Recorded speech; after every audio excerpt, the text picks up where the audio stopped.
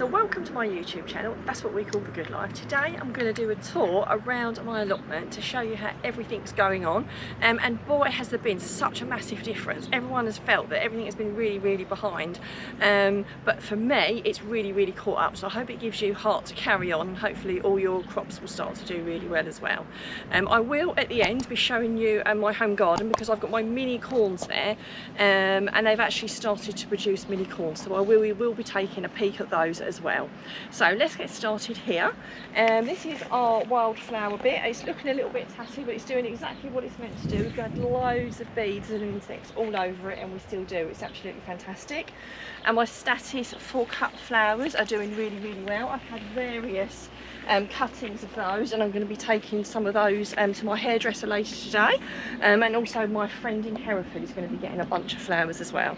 So if you've never grown statice before, they're really easy to grow, and they really just keep on coming, and you can dry them as well, so you can keep them throughout the winter as well, so you've got some colour in your home as well. So a lovely thing to grow. Got my kale over here, which is outgrowing the frame. I've been harvesting that quite regularly, but because we were away for a week, I think it's gone a little bit nuts, so I picked some off yesterday.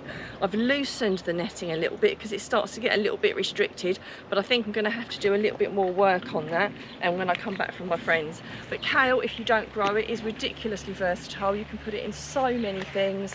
You know, stews, stir fries. Crispy kale is another lovely one. You can even put it in salads. I've been doing some salads with it, so it's really very versatile. So if you've never grown kale before, it's well worth it, and it keeps growing as well. You keep getting more, a bit like the flowers. You cut them, more grow. Really good. My broccoli has done really well, probably the best of broccoli I've had. I think I've taken off all the main heads now, but I leave my broccoli in because you get loads and loads of side shoots. So if you've got broccoli, I always leave mine in, and it normally stays in until about September, because I sometimes get side shoots almost as big as the main heads, so it's well worth leaving it in. So my runner beans are doing really well. I haven't had, in fact I think I've got one bean coming somewhere down here. I did put these in a little bit later, and if I'm honest, I did wonder whether they were a little bit too late, but obviously not, because it's August. I've got loads and loads of bloom, so I'm sure in a few weeks I'm going to have loads and loads of runner beans, so that's really positive. I can see lots of little ones coming, so in a few weeks I'm sure I'm going to be overrun. Now this part of the allotment, I just seem to be really blighted with slugs and snails to like a ridiculous degree, and I put some more squashes down in this bottom bit, and I thought I was wasting my time, if I'm honest with you. I thought they were never going to do anything, but much to my surprise, over the last few weeks they've really bounced into life, and I've got some really lovely big fruits on there. Obviously with squashes, you don't harvest them yet, you wait for them to ripen and to fill out a little bit more, but I've got Turk's turb in there, and the ones we just looked at before were pumpkin. I've got some crown prince here, and I think some people call it dumpling, it's got various names, but clearly I've got lots and lots growing, so it's well worth me putting those in and just bearing with. I've got some Jerusalem artichokes over here, which are doing really well, and again these just took ages and ages to do anything. They won't be ready yet, you don't harvest them until about October time I think, but they are obviously doing something underground, so that's really positive. But I think they were attacked quite a lot again by the slugs and snails. These are the Cape gooseberries, and they are at last forming bloom, and I've got the little tiny lanterns on there, so they're only small in there now, but at least they are starting to form the fruits. So obviously they've got to swell out a little bit more, and they've got to ripen, so fingers crossed, as they're doing that already at the beginning of August, hopefully we will get something and we'll have a mild end to the year.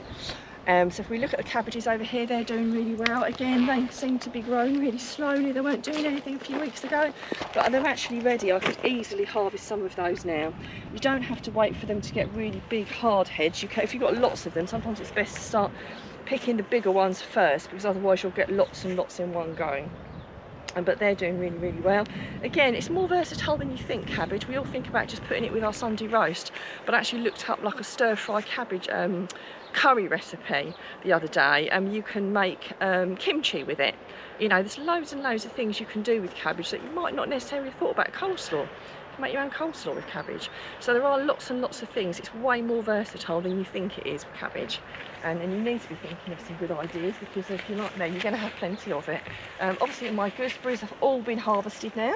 They're in the freezer, so I haven't actually done anything with them this year, which is unlike me. Normally I've made jam or a crumble or something with them. Actually, I think I might have made a tray bake. I'll tell a lie, I think I made a gooseberry and orange tray bake, which was lovely.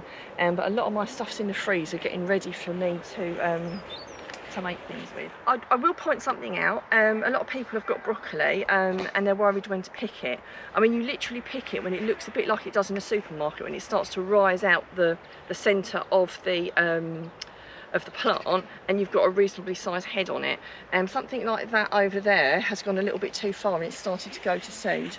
That being said, even though it's started to go to seed, you could still pick that and eat that. If it goes further than that, you won't be able to. But if you have got a few, and if you have got that, take them off anyway, because again, it will encourage side shoots. So if you have got some that have gone to seed and you've gone on holiday and you think, oh, that's it, they're ruined, disaster, calamity, take out the one that's gone to seed and there's every chance we'll get some new side shoots that you can eat, and you'll still get plenty of vegetable from it. So I've got my courgettes over here and they've honestly gone completely nuts. So I've got various types. I was up here already yesterday picking them off, but I've got loads and loads. So this is a Lebanese variety, which is really lovely. You should probably pick them off even smaller than that, but if anyone has got an allotment, it's virtually impossible to pick them off in the order that you'd like to. This plant, despite looking very, very sad, I did actually pick quite a big yellow one off of it yesterday. I think I need to give it a bit of seed. So even though it looks a bit poorly, it does still seem to be shooting off yellow courgettes, which, like I said, I picked one off yesterday. That's another Lebanese plant there, and I've got the good old-fashioned, just the normal green courgette there, which I'll be getting these off later because I'll be taking some produce to my friends when I go and visit her. My squashes are doing really well. I always grow lots of squashes, and one of the reasons I grow lots of squashes is that they keep quite well, so you can be using them during the winter. I keep them on my windowsill, and they really do last. I see a few people making the mistake of picking them when they're not ripe. If you're in the UK, I would generally be picking them around September and October time. The longer you leave them, the better, because they ripen, and then they will taste better, and then they will keep better as well. And again, a ridiculously versatile thing you can do. You can make cakes with it, you can roast it.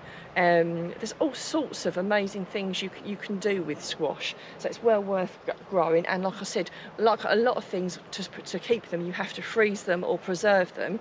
With these, as long as you let them mature on the plant and you look after them and keep them somewhere, you know, dry and bright, then they'll keep really well. I normally put mine on my windowsill in my conservatory. So if one starts to go, I eat that one next. They will feed you until, you know, March or April the next year if they're stored correctly. So really good things to keep. We just head over to my French beans. So here are my French beans, which are doing absolutely fantastically. I've already been up here yesterday and picked up loads and loads, but there's still quite a few more to pick off. Again, a really lovely thing to grow. They freeze ridiculously well. You do not need to blanch them. You just need to chop them and prepare them, pop them in a freeze bag and put them in the freezer. And I freeze them in flat, like sealy plastic bags, because then they store. You can have all different vegetables in flat bags in the freezer and they store really well. But again, a really versatile thing. You know, you can just put them in so many things. We're doing a pesto pasta today, and we'll pop a few of those beans in with that as well. Obviously the normal Sunday roast, you can do salads with it. Yeah, there's all sorts of amazing things you can do with beans, and they, like I said, they do freeze really, really well. So even though the leaves are starting to look a little bit tatty, I've still got absolutely tons of beans, and I froze a whole bag full yesterday. So again, absolutely producing fantastically. I do often plant more than I need, but I have the theory with an awful lot of my crops, I would rather grow too many and then share them with friends and family than not have enough. It's a nice thing to be able to share them with other people, although I don't share that many beans because we love them so much, I've got to say. My son, it's one of his favourites. As we're moving over, we've got the carrots here. I haven't actually pulled any carrots yet, but I will do very soon. Oh look, we have a slug over there. We'll have to remove him later, I think. So let's have a quick look at them. I think they are starting to fill out. It's probably difficult to see on camera, but if you can have a look there, look, you can see that the carrots are are filling out. So definitely when I get back from Hereford, I'm going to be getting in there and getting a few of those carrots out. I kind of try and leave them for as long as I can, so they are as big as they can be, so I can obviously go further rather than picking them too small. I've got some varieties chard there, and I've also got some beetroot that I put in I think about a month ago, which is not coming on too badly. Really important that you water things like that so that they do fill out. But the beetroot over here is doing really well. Again, it seemed to be coming on really slowly, and I pulled the odd one and I did wonder whether they're ever going to fill out. But now I've got lots that are really starting to fill out. And again, incredibly versatile. You can obviously boil it and just have it as boiled, or you can pickle it. But there's so many other things you can do with beetroot. I did curry last year. You can just grate it and have it with salad. We've actually been doing some smoothies this year where I grate it. I grate a beetroot and an apple and a carrot. I put it through my NutriBullet with some water. I put a little bit of fresh ginger in it when I whiz it up, and then I strain it through a sieve. And I've been making beetroot juice, and it's been absolutely delightful. Beetroot juice is ridiculously expensive. It's like £3 or £4 a carton. But to make it yourself from your own apples, your own carrots, and your own beetroot, the only thing I've had to buy is a little bit of ginger. And next year I'm going to have a go at growing ginger. And it's just amazing, you know. Do you know what I mean? It's absolutely fantastic. As we move over, the potatoes have been really good. So despite this crazy weather, the potatoes have been one of the best things we've grown. So we've dug all of the earlier potatoes, and we've now got these ones here. So they're doing really well. I can't complain. I had Charlotte. These were Kestrel. I can't remember what those were. But so far pretty good. A little bit of slug damage, but nothing of any significance. I've now uncovered the blueberries because I picked them all off, apart from the very odd one there. And they have been absolutely amazing. I think I might eat them now before the birds get them. Absolutely fantastic, these blueberries. So I'm really looking forward to next year. Hopefully I'll get even more. Don't need anyone to tell you what to do with blueberries, because you can just scoff them, can't you, up the allotment. So up here I've got some spring onions, which are getting a little bit big, which isn't a bad thing, but I must start harvesting some of those. And I've got some fennel. All you can see is the throngs there, but I've got some lovely fennel down there. I wouldn't say it's filling out as nice as I would like to, and a few of it's bolting a little bit, but it is still doing really well. When I come back from Hereford, I'm going to have a good look through there and start using some of these, I think, otherwise they're going to be wasted, which would be a real shame. So I've dug all my onions because they had all flopped over, so they're at home and they're stored. I've got leeks over there, which are coming on quite well. We've had to do a bit of weeding up here because it got a bit weedy. I mean, that's the thing, weeding is something else at the moment, but we still have to try and stay on top of it.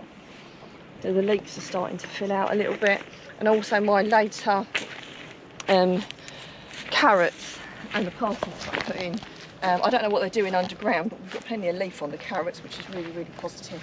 So again, you know, if it's dry, definitely keep them well watered, and also the parsnips as well, definitely keep them well watered as well. So yeah, and again, carrots, you know, carrots is one of those things everyone thinks is really boring, but again, there are so many things you can do with carrots as well. I mean, you can obviously, again, your normal Sunday roast, you can put them in stir fries, you can make cakes with them, you can put them in salads, and there are so many things that you can be doing with them. They really are, again, far more versatile than you think they are. And even me, I sometimes can't think of what to do with something. I just go on Google and type it in and look for inspiration. As we move over, we've got the apple tree, so these still need to stay on for a little bit longer because they're not ripe enough. So hopefully another month or so and I'll be able to get those off. For some reason my blackberries, just honestly, I've never had a year like it. And it's not because the wild blackberries in the hedgerows are doing absolutely fantastically. These, on the other hand, I literally have no idea. So hopefully they'll pick up next year. And obviously that was my gooseberries, which again, the rest of my gooseberries, which I harvested quite some time ago. My raspberries, I'm getting the odd raspberry, but not many at the moment, and I wouldn't say it's been my best year for raspberries, if I'm honest. But I've still had plenty to eat, but I've not made anything with them. I've got the pears on the tree there, which are not looking too bad, so I suspect I'll be getting those off probably next month. I've taken most of my cooking apples off because typically my cooking apple tree, in August they just start to drop. If I don't take them off, then they're going to be wasted. So with the exception of a few that were a little bit small and that didn't want to come off, I pretty much cleared those. And I've already started just stewing it up and having it with my porridge, so nothing glamorous there. But again, you can do tray bakes with those and things like that. And there's all sorts of amazing things you can do with apples as well, rather than just stewing it. You can make all sorts of lovely things, and you can even put apples in savoury dishes as well. People forget that. It goes really, really well with pork. And now let's head home to take a look at my mini sweet corn. So as promised, we're in my home garden. We're going to take a look at my mini sweet corns, and I'll show you what size they are, how I peel them, what they look like, just in case you're thinking of growing them yourself. Now, just before I do that, anyone that follows me would have watched my video last week. Even in the last week, things have really come on. It almost seems like things have doubled in size. My aubergine plants here are really starting to fill out, and I've got definite signs of lots of lovely bloom and some little tiny aubergines that are forming on there as well. And my radishes actually look like they're going to form radishes, not just stalks. I was having a look through here the other day. So you know when you're growing things at home and you think, oh, you know, is it worth it? Are they filling out? It really, really is. There we go. I've got some that are definitely filling out there, look. So, and my lettuces as well. Again, I started these off and they just look like they just weren't starting to fill out. But again, you know, they seem like they've come on even within a space of a week. So August really is the time for stuff to start moving on. And my sweet corns were a perfect example of that. It seemed like I was just trying to grow something to reach the sky, like Jack and the Beanstalk, because all I was getting was these massive corn. I've never grown corns like it in my life that have grown so tall, but no sign whatsoever of anything coming out the top or any corns coming on the side. And if I'm honest, I've never grown them before anyway, so I didn't even know what to expect. So I did a little bit of Googling, and it was almost as soon as I'd done the Googling, something started to happen. Strange, but it happened. So I've got little corns. The main difference with when you grow mini corns is they don't need to pollinate, so that's a major benefit. I actually thought I'd put them way too close together, but it turned out that they're just fine. But as you can see, you are just waiting for a little cob to form, with just the little kind of like hairs coming out of the top like that.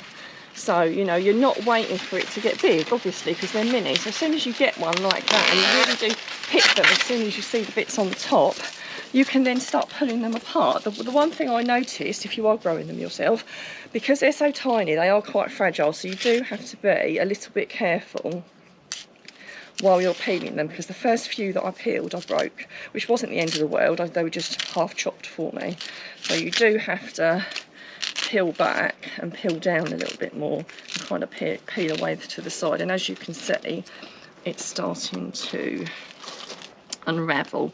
Much to some people's surprises, it is covered in hairs, but a normal corn would be covered in lots of hairs, but it does pull off like really easily, just like that. But what you want to do is you want to go right down to the bottom, because you don't want to waste any of it. And there you go, that's your mini corn. So they do come quite quickly, so once they do start coming, you need to look like every 3 days and pick them off, because you don't want them getting bigger, because all depending what variety they are, they could get a little bit tough. I've had a couple get a little bit bigger, and so far they've been okay, but you will get more mini corns per plant than you do the normal ones. When you grow the bigger ones, you don't get quite so many, but with these you do get quite a few more. Someone said up to 10, but I've only just started picking mine, so I can't possibly comment about that. But the one good thing about these, I was wondering whether it might keep the badgers away, because the badgers generally only go after them when they get big. So obviously these are at home, so they're protected from the badgers, so I know that I'm definitely safe there with that. Now I hope you've enjoyed watching this channel. If you're wondering what you can sow now, please see the link up on the screen and in the comments.